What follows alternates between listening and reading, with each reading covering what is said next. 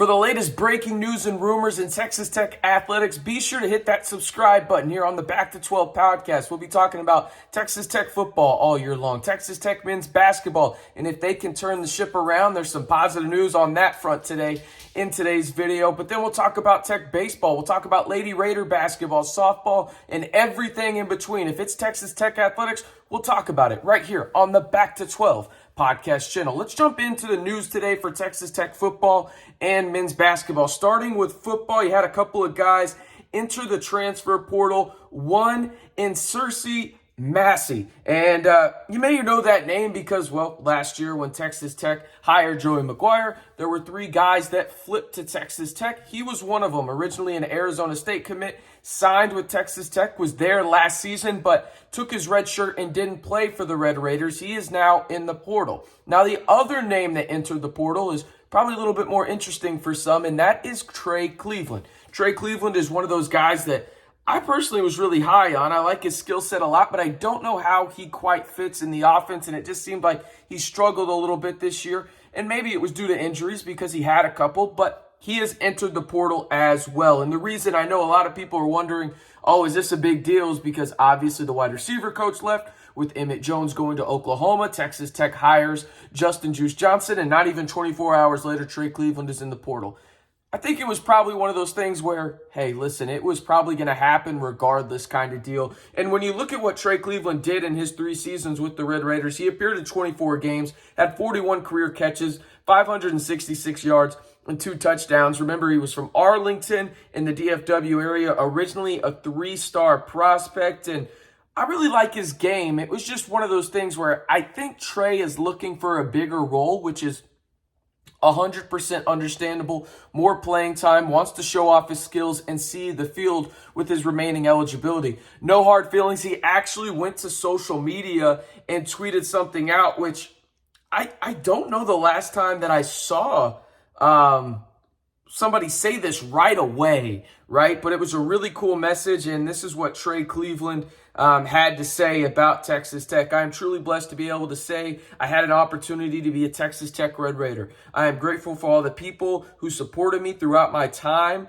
being at Texas Tech. We will forever be family. So that was really cool to see right away from Trey Cleveland, who I know did like his time in the 806. Got to meet him a couple times. Really good dude. And I really, truly think he's just looking for a bigger role. And honestly, I don't blame the guy whatsoever. Go get his, man. Go get his. He was a classy guy. And that wide receiver room has a ton of talent for Justin Juice Johnson to work with moving forward. Now, before we get into the men's basketball side of this video, I want to ask y'all a question.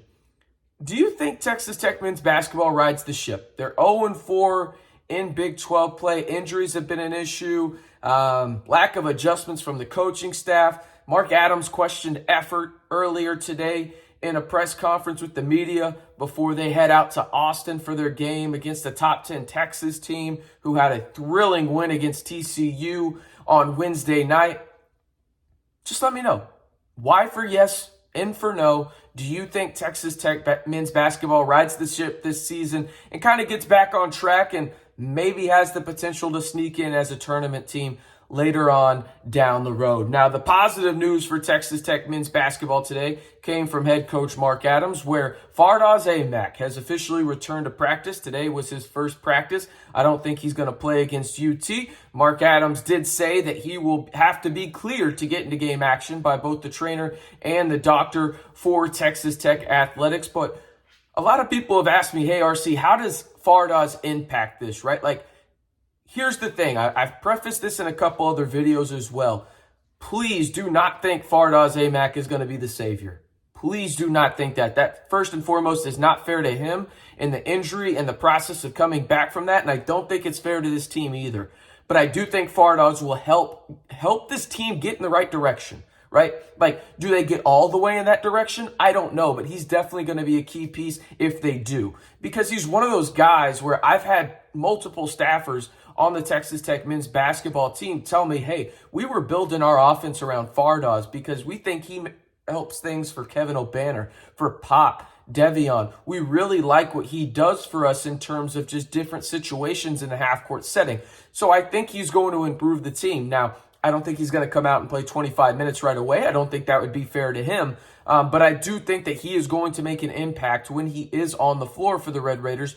And you will see improvements on both ends. Fardaws is a guy that was way up there in the country when it came to blocks per game. He was tied with Oscar Tshiebwe in terms of double-doubles last season in the NCAA. And an underrated part about Fardaws, I think that people don't realize, is he can stretch the floor a little bit. Now, I don't want him jacking up 7 threes a game or anything like that, but the defenses have to trust it, and he's a really solid passer when it comes to looking over his defender and seeing a guy run baseline. Now, guys are going to have to move off ball for Texas Tech, which has been a struggle for the Red Raiders in the half court. But I do think that he will allow Texas Tech to fine-tune those rotations that a lot of people have been, I don't want to say nitpicking, but questioning, and I have too, when it comes to the Texas Tech roster. I think he's really going to allow Texas Tech to really fine-tune their big man rotation and allow Texas Tech to have a 7-footer, if they want to, on the floor for 40 minutes, right? And obviously they can play together, Bacho